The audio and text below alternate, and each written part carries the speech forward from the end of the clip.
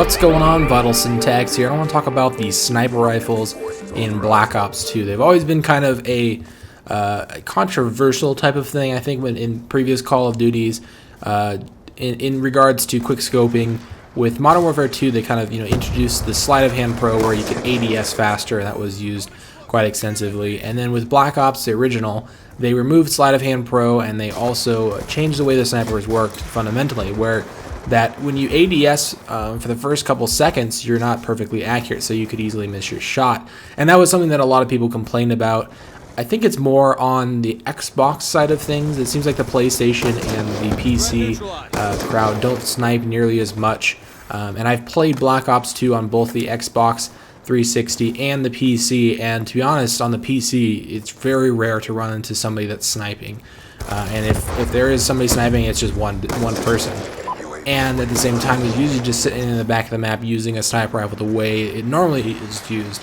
Whereas on the Xbox, it was easy to run into one or two players in most games that were using sniper rifles and trying to quick scope or use it in a non-traditional way, running around with it quite a bit more. So they've changed it up a little bit in Black Ops 2 as well. So first of all, there's no pro perks in this game, so you don't have Sleight of Hand Pro in the first place, and there's also no perks that actually change anything about your weapon, so there's no Sleight of Hand either, and there's obviously no Sleight of Hand Pro to go with that.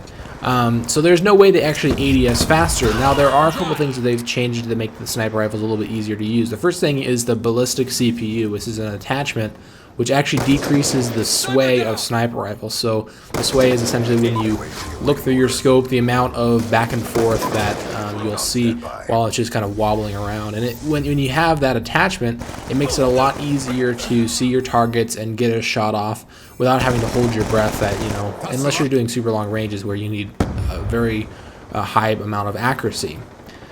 Now, they've also changed the weapon, the damage output. They've changed the ADS time because now you don't have Sleight of Hand Pro. So the two main sniper rifles that I see people use in Black Ops 2 is the DSR-50 and the Ballista. Now, you also have to talk about the XPR-50, but I'm not really going to talk too much about the SVU-AS, which is a lower damage sniper rifle. It only does 70 points of damage, so it's going to be a two-hit kill most of the time unless you're getting a headshot or something like that, or you're playing hardcore, and I don't see a whole lot of people using that, to be honest. So the DSR-50 does 98 points of damage, so it's almost a one-hit kill in every area because there's higher multipliers. Unless you hit them in like the foot or like the legs or the arms or something, then you're not going to get a one-hit kill. If you hit them anywhere in the head, the neck, the chest, the stomach, then you're going to get a one-hit kill. Now, with the Ballista and the XPR-50, which are the other two, good sniper rifles that I see most people using, they have similar damage output, both at 95, and they will kill anywhere in the chest up. So if you hit them in like the stomach area, sometimes you'll get a hit marker. It's not always clear because sometimes I'll get one-hit kills in the stomach area, but mostly what you want to do is aim for like the shoulder area, the chest area, or the head. And if you do that, then you'll get one-hit kills most of the times. Now, the Ballista has a cool advantage to it that it actually zooms in quicker than the DSR-50 and the XPR-50 because it has a little bit easier to handle. So you're actually looking down your sight a little bit faster, which allows you to essentially quick scope or just acquire a target a little bit more quickly. So that's the advantage of the Ballista, but the advantage of the DSR-50 is you get less hit markers.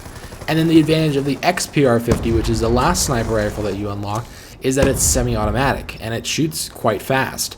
I mean, the fire rate of the Ballista and the DSR is the same thing. They're both bolt-action sniper rifles, and they both clock in at 50 rounds per minute, whereas the XPR-50 has a whopping 375 rounds per minute, which is quite high, for a sniper rifle that's dealing that much damage, 95 points of damage.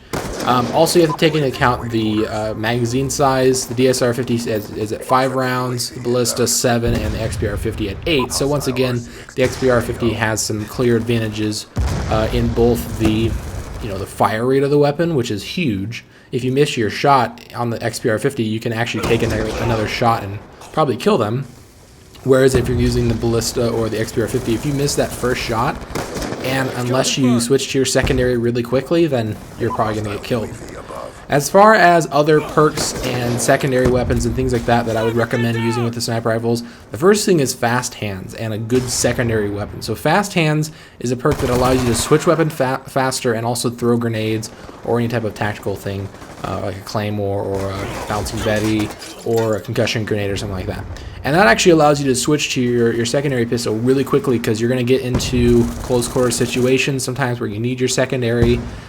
Or if you miss your shot with one of the bolt action snipers, you can switch that really quickly and try and get some damage on the enemy player. And as far as secondary weapons, I would recommend two. It's kind of personal taste. The secondaries are actually pretty good in this game, but I think that the XPR-50 is probably the best choice. It's a fully automatic pistol, deals 45 points of damage at close. That drops down to 33 at about 10 meters, and then down to 24 at about 20 meters, and then all the way down to 19 at around 30 meters. That thing is pretty powerful. It's fully automatic and it has a 15-round magazine. Now the other option that I would recommend is the B23R, which is a 3-round burst weapon. So the advantage of this is it's going to be a little more controllable at range. It has the exact same damage output, has the exact same magazine size. It does shoot a little bit slower. It clocks in at 703 rounds per minute, whereas the KAP is 937. So overall, I recommend probably using the KAP-40. But if you don't have that unlocked, or if you'd rather have this burst, then the B23R is a good option as well.